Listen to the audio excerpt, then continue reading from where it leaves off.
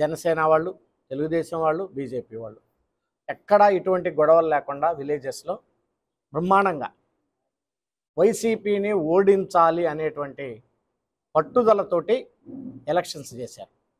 మరి ముఖ్యంగా మచిలీపట్నం అసెంబ్లీ కాన్స్టిట్యున్సీలోనైతే కూటమిని తెలుగుదేశం గెలిపించడంతో పాటు పేర్నాని కుటుంబాన్ని ఓడించాలి అనేటువంటి కసి ప్రజల్లో కనపడింది, ఎక్కడ బూతుల్లో చూసినా. దానికి కారణం ఆ ఎమ్మెల్యే ప్రవర్తించినటువంటి తీరు గత 5 సంవత్సరాలుగా.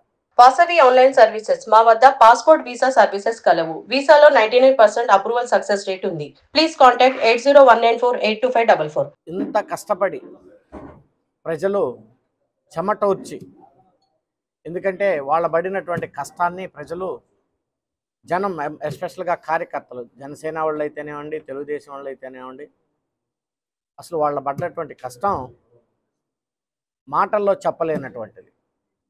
కొన్ని గ్రామాల్లో మేము ప్రచారాలకు వెళ్ళినప్పుడు వాళ్ళు స్వచ్ఛందంగా అన్ని పనులు మానుకొని రోడ్ల మీదకి వచ్చి తప్పెట్లతోటి విలేజ్ల్లోకి తీసుకుపోయేటువంటి ఆ ఉత్సాహం వాళ్ళల్లో చూస్తుంటే ఈ వైసీపీ ప్రభుత్వాన్ని గద్దె దించాలి ఎట్టి పరిస్థితుల్లో అనేటువంటిది అర్థమవుతా ఉంది.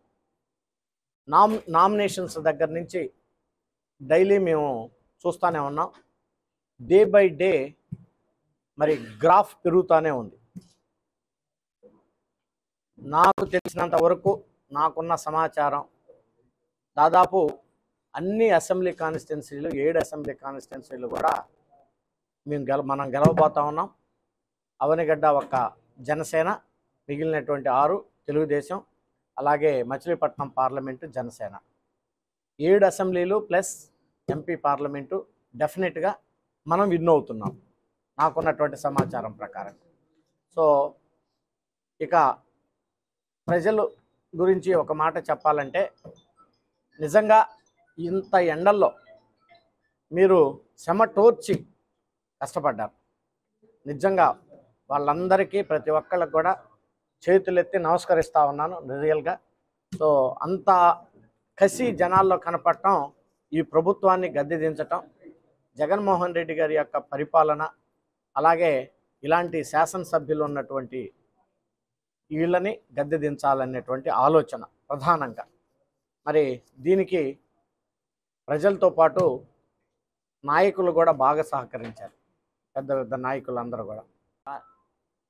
కొన్ని విషయాలు 1 or 2 ఇష్యూస్ ఇంపార్టెంట్ ఏంటంటే, నిన్న వాళ్ళు ఓడిపోతున్నాము అనేటువంటి వాళ్ళకి తెలిసిపోయి కొన్ని బూతుల్లో గొడవలు చేశారు, విపరీతంగా గొడవలు చేశారు. కొంతమందిని కొట్టారు, కొంతమందిని అనవసరంగా రాద్ధాంతాలు చేశారు. అవన్నీ నేను అనేది ఏంటంటే, ఎలక్షన్స్లో ఓడిపోవటం గెలవటం అనేది సహజం. మీరు ఆ రకమైనటువంటి గొడవలు చేయటం అనేది చాలా తప్పు అని చెప్పేసి సందర్భంగా నేను మనవి చేస్తా ఉన్నాను.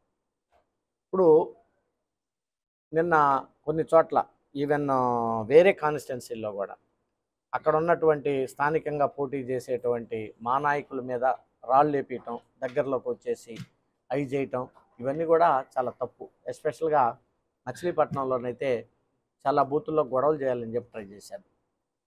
మీరు చూడండి, ఎక్కడైనా సరే జనసేన కానీ టీడీపీ వాళ్ళు కానీ వెళ్ళి వేరే వాళ్ళని ఎక్కడన్నా కొట్టారు, గొడవ చేశారనేది నేను అక్కడ చూడాల. జరిగిందంతా వైసీపీ వాళ్ళు వచ్చే దౌర్జన్యం చేశారు, కొట్టారు అనేది మనం చూసాం తప్పితే ఎక్కడ కూడా మనం చూడాల.